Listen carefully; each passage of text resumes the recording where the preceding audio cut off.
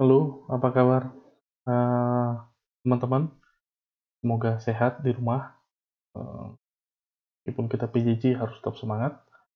Eee, Pada sesi kali ini kita akan bicara tentang function, apa itu function, strukturnya, lalu ada return-nya, dan lain sebagainya. Jadi di sesi kali ini yang diharapkan adalah tujuannya, yang pertama Anda mampu mendeskripsikan apa itu function, struktur, eee, dasar dari function, ya, basic structure-nya, kemudian bagaimana memilih return type, ya, kembalian dari function apa tipenya, kemudian menulis fungsi yang mampu menangkap parameter, kemudian nanti ada rekursif, apa sih rekursif itu? Lalu yang terakhir bagaimana mendesain function. Nah, jadi mendesain function ini sebenarnya akan muncul ketika Anda mengerjakan sesi lab. Saya kira seperti itu. Oke, sekarang kita ke outlines. Jadi inilah yang akan kita bahas, definisi, struktur dasar fungsi, return type, dan return statement, parameter. Nanti parameter ada dua macam, ada parameter yang passing by value, ada passing by reference. Lalu ada rekursi, dan yang terakhir prototyping, function prototyping. Oke, kita masuk ke definisi. Jadi fungsi adalah sebuah callable rutin. Jadi rutin atau eh, serangkaian proses yang bisa dipanggil, bisa di-call. Jadi, sebuah fungsi itu harus memiliki satu tujuan yang spesifik, yang jelas, yang kecil, simple, tapi atomik ya. Yang kecil, atom itu kan paling kecil dan jelas. Jadi misalnya contoh, Anda pernah pakai printf misalnya, atau scanf. Printf dan scanf itu tujuannya jelas. Kalau printf untuk mencetak, kalau scanf untuk menangkap masukan, ya, menangkap input dari user. Tidak campur-campur. Jadi ketika Anda menulis layar atau menggunakan printf, Anda tidak sambil membaca. Ya. Jadi kedua fungsi ini jelas tugasnya apa. Sangat atomik. Fungsi-fungsi bisa kemudian disusun sedemikian rupa sehingga membentuk membentuk rutin yang lebih kompleks lagi. Jadi contoh misalnya Anda kan kemarin sudah mengerjakan uh, name database ya. Yang di name database itu kan sudah kompleks. Kalau Anda perhatikan di dalamnya itu sudah banyak sekali fungsi yang Anda susun ya, sedemikian rupa sehingga menjadi sebuah program yang lebih meaningful, yang lebih kompleks ya. Jadi program ini kan tidak hanya menerima masukan, menulis keluaran, tapi juga memproses. Jadi sudah kompleks. Nah, sebuah fungsi itu menyembunyikan detail operation-nya. Jadi contoh, apakah Anda pernah lihat source code-nya printf? Atau apakah Anda peduli dengan source code-nya printf? Enggak, saya nggak peduli. Yang saya perlu adalah saya tahu gunanya apa, saya tahu bagaimana menggunakannya. Itu yang penting. Mau di dalamnya sekian ratus baris, mau 1000 baris, kita nggak kita tidak mempedulikan itu ya. Kita biarkan aja. Mau bagaimanapun mereka developernya itu mendevelop uh, printf, kita nggak peduli. Oke, okay? Yang berikutnya, sebuah fungsi itu mungkin memiliki data ya. Dalam fungsi itu ada datanya. Jadi misalnya kalau Anda masih ingat main ya, main itu kan sebuah function, sebuah fungsi. Dalam main itu bisa ada datanya. Ya. Jadi di dalam fungsi main, data yang adalah fungsi main itu disebut local variable. Nah, nanti kita akan main-main dengan yang namanya ARGC, ARGV, itu parameter ya. Itu disebut dengan formal parameter. Struktur dari fungsi, sebuah fungsi itu punya 4 bagian, ya, 4 bagian besar. Yang pertama ada return type-nya, jadi ada return type, kemudian ada identifier atau nama fungsi, jadi fungsi itu harus punya nama, namanya harus unik, ya, harus self-explanatory, harus mampu menjelaskan dirinya, ya. Jadi misalnya contoh, bayangkan kalau Anda pakai fungsi untuk men-generate nilai acak, ya, random ya, men-generate nilai random. Terus Anda membuat nama fungsinya itu adalah tralala. Itu nggak jelas, ya, tralala apaan, ya. Nah, nama fungsi harus mencerminkan apa yang dia kerjakan, ya. Misalnya kalau mau random ya namanya random, kalau mau ngeprint ya namanya ngeprint. Kalau Anda mau bikin yang bisa ngeprint ke file, Anda tulis print to file. Kalau Anda mau ngeprint ke layar ya print to monitor atau stdout atau semacamnya, ya. Yang penting jelas. Jangan nanti Anda bilang eee, tralala gitu ya, nggak jelas ya. Ini ngapain sih? Oke, contohnya itu. Oke, berikutnya ada yang namanya formal parameter atau masukan yang diperoleh dari caller. Nanti kita akan lihat seperti apa. Selanjutnya ada function body. Jadi sebuah fungsi itu punya body di dalamnya. Ya, itu berisi rutin ya, berisi proses-proses yang harus dilakukan ketika fungsi itu dipanggil. Oke, berikutnya kita akan bicara tentang return type. Jadi sebuah eh, fungsi itu punya return, ya, punya kembalian. Ya, by default dia harus punya kembalian. Oke, kembalian ini diberikan kepada caller, siapa yang memanggilnya. Jadi contoh misalnya ketika Anda memanggil scanf untuk membaca masukan dari eh, user, itu si scanf ini akan mengembalikan sebuah nilai. Tergantung Anda mau menangkap nilai berupa apa, integer, persen %d, atau Anda mau menangkap berupa string, persen %f, dan lain sebagainya. Tapi si scanf itu mengembalikan nilai, itu yang penting. Nah, eh, selain scanf ada nggak yang lain? Ya, Anda sudah pakai. Misalnya contoh printf. Ya. Printf itu juga mengembalikan nilai. Anda bisa lihat di dokumentasinya, ya, dia mengembalikan nilai. Cuman kita sering tidak menggunakan kembaliannya. Nah, itu lain persoalan. Jadi seolah seperti kalau Anda pergi ke warung, ya, contohnya misalnya Anda pergi ke warung, terus Anda membeli sesuatu, ya, Anda kasih misalnya eh, Anda beli roti misalnya, beli roti, kemudian roti ini harganya 5.000, Anda kasih uang 5.000, ya, kemudian setelah Anda memberikan uang 5.000, Anda pergi, Anda tidak mengambil rotinya, ya. Apakah itu persoalan? Sebenarnya nggak persoalan, ya. Ya, Anda cuma nggak mau aja mengambilnya, itu nggak masalah. Nah, kalau di kasus scanf, Anda memilih untuk mengambil, ya karena Anda butuh. Tapi kalau di printf, mungkin Anda nggak butuh tahu apa apa kembaliannya atau Anda ignore, ya. Anda abaikan. Itu contohnya. Jadi by default, semua fungsi itu memiliki kembalian, ya, memiliki kembalian. Apakah bentuknya integer atau eh, struct mungkin, bisa macam-macam, bisa array, macam-macam. Berikutnya adalah fungsi yang tidak mengembalikan apapun. Jadi ada fungsi yang by design tidak mengembalikan apapun.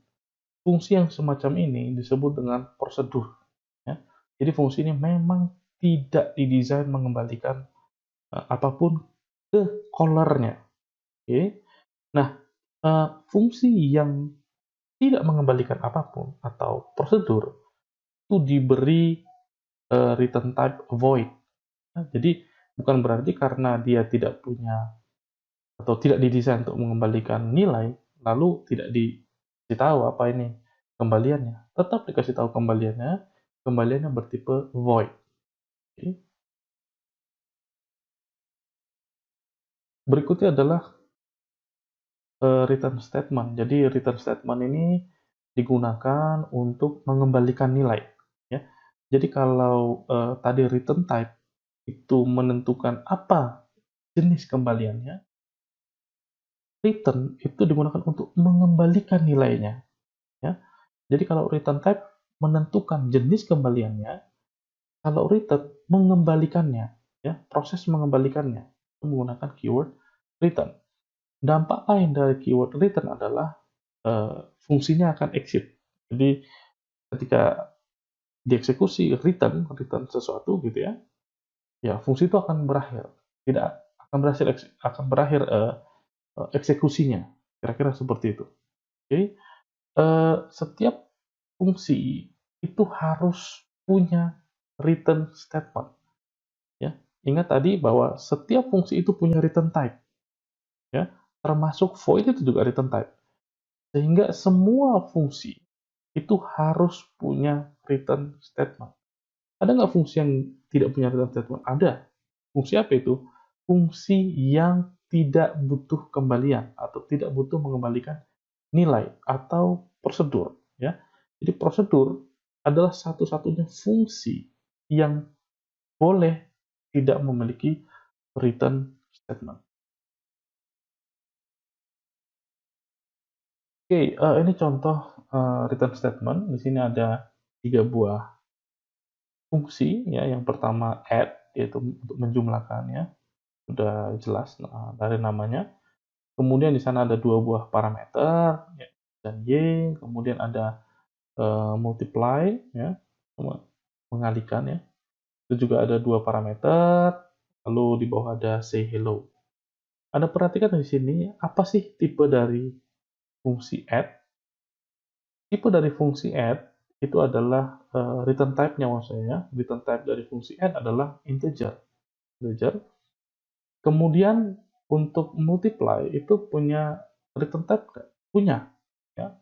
Tipenya double. Ya, di sini kebetulan add dan multiply itu tipenya sama-sama primitif. Oke. Selanjutnya ada say hello. Ya. Fungsi say hello itu tidak didesain untuk mengembalikan nilai, ya, maka ditulis void. Oke. Nah, eh, integer, double, dan void di sini itu adalah return type atau jenis kembaliannya. Jadi ketika fungsi ini berjanji, gitu ya, contohnya fungsi add itu berjanji bahwa saya akan mengembalikan nilai bertipe integer, yaitu janjinya. Lalu di dalam bodinya, di dalam bodinya itu ada keyword return, ya. Return, kemudian ada dalam kurung itu ada proses, ya, x tambah y. Nah, di situ ada keyword return di sana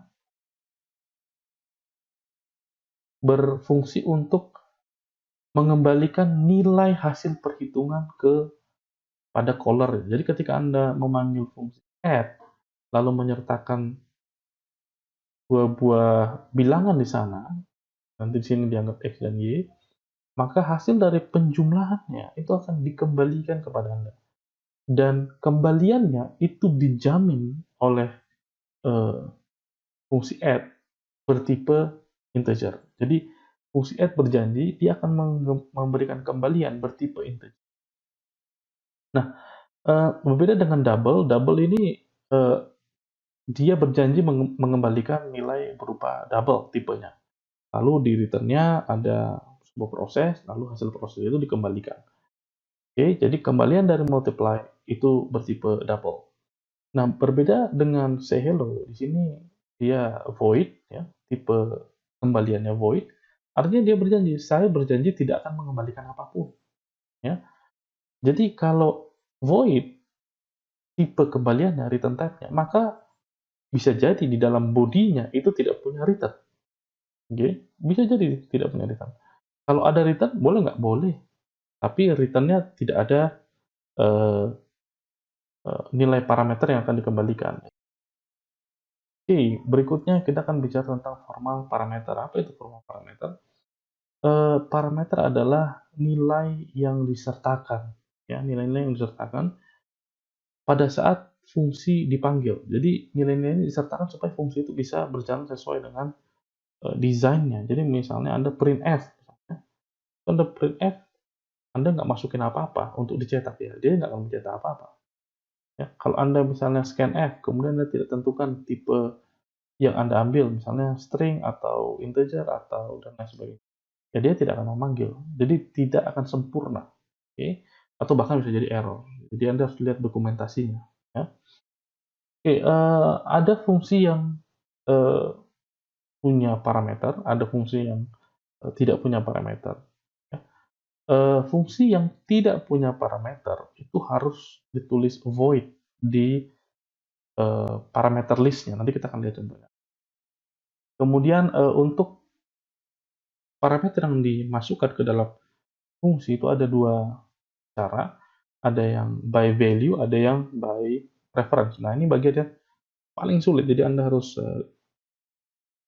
careful di sini ya, supaya jangan salah ya, tentang by value dan by reference. Kita lihat contohnya. Oke, sekarang kita lihat contohnya, passing by value. Jadi passing by value itu ketika Anda melempar nilai ke dalam fungsi untuk digunakan, nilai aslinya itu diduplikat, ya, diduplikat, kemudian nilai kopinya itu dilempar ke dalam fungsi. Jadi ketika nilainya dilempar ke dalam fungsi, dimodifikasi di dalam fungsi, nilai aslinya itu tidak akan berubah, ya. Jadi tidak akan terdampak. Nah, di sini ada sebuah fungsi namanya pass by value. Ada sebuah parameter integer x, kemudian di dalam fungsi ini terjadi modifikasi. Anda perhatikan ya. Jadi x ditambah x, itu bacanya begitu ya. X ditambah x. Jadi hasilnya adalah kalau misalnya x adalah 1, maka sekarang nilai x jadi 2. Kalau x adalah 5, maka sekarang x jadi 10. Kayak seperti itu. Nah, di sini ada sebuah main function ya. Di sana ada x sama dengan 1 ya. Sama 1. Lalu nilai x itu dilempar ya ke dalam pass by value. Jadi ke dalam sebuah fungsi namanya pass by value. Dilempar. Lalu kita lihat hasil eksekusinya ya. Nah, eksekusinya seperti ini. Di sana akan terlihat ya, outputnya adalah val x is 2. Nah, berarti x-nya sudah jadi 2 ya. Jadi dalam fungsi ini, x itu nilainya 2. Nah, tapi ketika dia kembali ke dalam kembali ke callernya, eh, kita cetak lagi nilai x-nya. Ternyata nilai x-nya masih 1. Artinya perubahan yang tadi kita lakukan di fungsi pass by value itu tidak memengaruhi nilai x aslinya yang ada di main. Yaitu contohnya. Oke, sekarang contoh untuk by reference ya. Jadi untuk by reference ini bedanya adalah kalau tadi ketika pass by value nilai asli diduplicate, di copy, lalu kopinya ini dilempar ke dalam fungsi. Nah, kalau by reference yang kita lempar adalah address. Ya. Jadi alamat memori dari ini. Ya. Alamat memorinya itu dilempar ke fungsi yang menangkap alamat memori di sana di fungsi itu bentuknya adalah pointer. Nah, di sini ya, kita lihat contoh ada fungsi namanya pass by reference, kemudian ada sebuah parameter ya pointer x, lalu kemudian pointer x ditambah dengan pointer x. Idenya sama dengan yang sebelumnya ya, pass by value, bedanya di sini menggunakan pointer, ada bintangnya. Kita akan bicarakan ini di pertemuan berikutnya. Kalau tadi 1 ditambah 1 pada saat pass by value, misalnya x-nya 1 gitu ya, jadi dijumlahkan, jadi x ditambah x, 1 ditambah 1 jadi 2. Ini juga seperti itu ya. Jadi pointer x dengan pointer x dijumlahkan, ya. Kalau misalnya pointer x nilainya 1, maka pointer x ditambah pointer x ya, nilainya jadi 2. Kira-kira seperti itu. Jadi sama persis intinya. Nah, yang berbeda di sini adalah ketika di main function.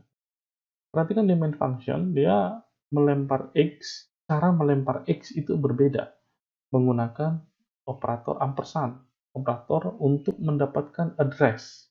Ya. Kalau di pass by value, ya, dilempar aja X, tidak menggunakan operator ampersand untuk mendapatkan value. Nah, kalau kita lihat outputnya seperti apa? Outputnya itu seperti ini. Ya. Di mana reference-nya ketika di dalam fungsi pass by reference, X-nya 2, ya, sama seperti pass by value, bedanya ketika kembali ke caller, ke main, fungsi main. Di situ ketika kita cetak X nilainya 2. Di sini terbukti bahwa perubahan yang dilakukan di fungsi itu memengaruhi aslinya. Ya, Anda bisa lihat di sini contohnya.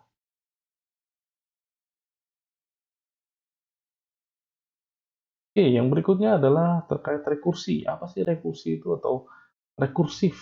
Ya, rekursif. Jadi eh, ini agak susah, agak tricky sampai Anda benar-benar bisa mencobanya sendiri.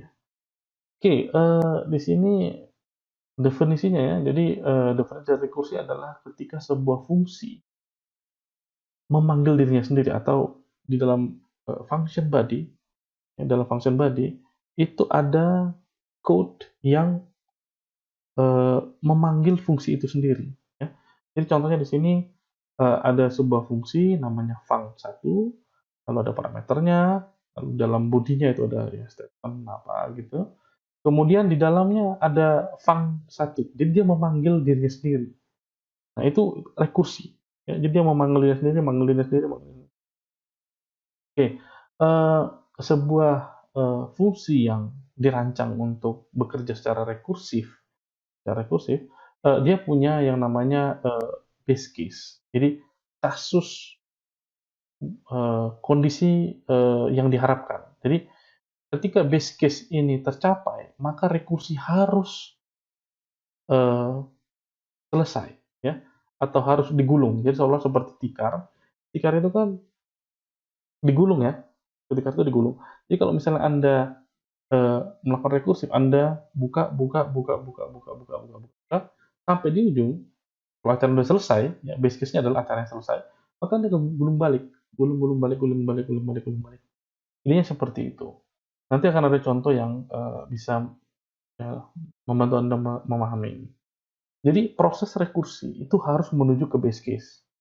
Kalau proses rekursi menjauhi base case, maka rekursi akan berjalan terus sampai komputernya crash karena suatu saat komputer itu tidak akan memiliki kemampuan resource lagi untuk menangani rekursi. Oke, ketika rekursi yang tadi ya, terus-menerus itu crash, namanya Stack Overflowing. Jadi Anda pernah dengar Stack Overflow? Ya, Stack Overflow itu adalah konsep ketika Anda merekursi terlalu dalam, ya, terlalu dalam, jadi sampai crash ya, habis. Biasanya RAM-nya habis. Oke, di sini ada sebuah contoh tentang rekursi, eh, faktorial nih, contoh klasik sekali. Faktorial itu adalah perkalian ya sebuah nilai dengan nilai di bawahnya. Oke, di sini contohnya faktorial 4. Faktorial 4 itu sama dengan 4 dikali 3 dikali 2 dikali 1. Atau sama dengan 4 dikali faktorial 3. Nah, faktorial 3 sendiri adalah 3 dikali faktorial 2. Faktorial 2 adalah 2 dikali faktorial 1. Nah, di sini terlihat ada kondisi base case, yaitu ketika 1. Ketika faktorial 1 itu sama dengan 1, jadi dia langsung selesai. Tidak ada faktorial 0, minus 1, dan lain seterusnya itu nggak ada.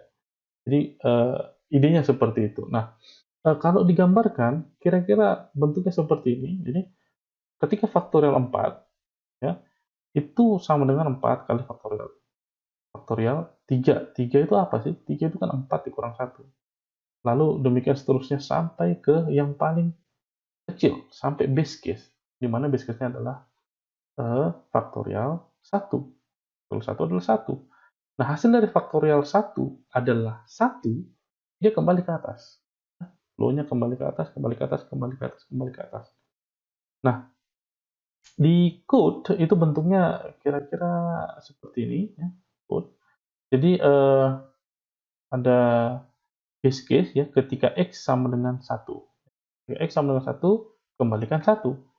Jika X tidak 1, ya, jika X tidak 1, maka kembalikan X dikali faktorial X dikurang 1. Nah, di sinilah proses rekursinya. Ya, di sini proses rekursinya. Ya, agak menarik ya. Mungkin nanti di masa depan Anda akan lihat di kasus real. Oke. Yang berikutnya adalah tentang function prototyping. Apa sih function prototyping? Sebuah fungsi untuk bisa digunakan itu harus dideklarasikan, harus didefinisikan. Apa sih isinya fungsi ini? Parameternya apa sih? Dan lain sebagainya. Kalau belum didefinisikan, terus Anda coba call, ya dia akan error. Nah, eh, karena C, ya kan, konteks kita C, karena C itu eksekusi dari atas ke bawah, terus ke bawah. Jadi dia akan mengeksekusi kode yang di atas dulu, baru kode yang di bawah. Nah, kalau Anda mau mengcall sebuah fungsi, pastikan fungsi itu berada di atas atau sebelum di call. Jadi biasanya misalnya Anda call di main function, maka definisi fungsinya harus ada sebelum main function. Kalau Anda tulis fungsi itu di bawah main function, tapi di dalam main function ini Anda panggil, Anda call fungsi yang tadi di bawah, itu akan error. Karena definisinya belum diketahui oleh komputer. Ya, karena definisinya ada di bawah. Oke, jadi idenya seperti itu. Nah, triknya adalah menggunakan prototype, function prototyping. Jadi Anda perkenalkan dulu fungsinya sebelum main function, perkenalkan saja, tapi tidak full body. Jadi Anda hanya perkenalkan, nanti ada lo fungsi yang kayak gini. Ya, Anda perkenalkan aja. Tidak memberitahu detail definisi dari fungsi itu, enggak. Jadi hanya memperkenalkan saja. Nanti detail definisinya ada di bawah main function. Ya. Jadi kita akan lihat contohnya seperti apa. Oke, ini contoh. Jadi kalau Anda punya main function, kemudian di dalam main function Anda call sebuah fungsi namanya sum, tapi definisi rinci dari sum itu baru ada di bawah main function, ini error. Ini salah. Ya. Oke, ini contoh yang benar. Ya. Ketika definisi dari fungsi ada sebelum dipanggil. Ya. Dipanggilnya ada di main, terus pemanggilannya, tapi definisinya ada di atas ya, sebelum main. Jadi ini benar. Ya. Cuman nggak keren. Benar, cuman nggak keren. Kan kita buatnya keren. Yang keren seperti ini. Jadi Anda definisikan di bawah main function, tapi Anda perkenalkan dulu fungsinya. Ya. Di atas itu ada prototype. Prototype itu contoh, ya, contohnya saja. Jadi contohnya sum, ya, Anda kasih tahu definisinya, Anda kasih tahu prototipenya, ya, lalu Anda pakai di dalam main function ini contohnya, tapi sebenarnya definisi utuh dari fungsi itu baru ada di bawah. Ini nggak apa-apa, ini fine, ini oke, ya, bisa dieksekusi dengan baik, ya, ini nggak ada masalah. Oke, ini adalah referensi yang digunakan dalam penyusunan sesi ini, jadi silakan Anda baca. Ini adalah sesi, semoga Anda bisa menangkap apa esensi dari kuliah hari ini. Terima kasih, tetap semangat.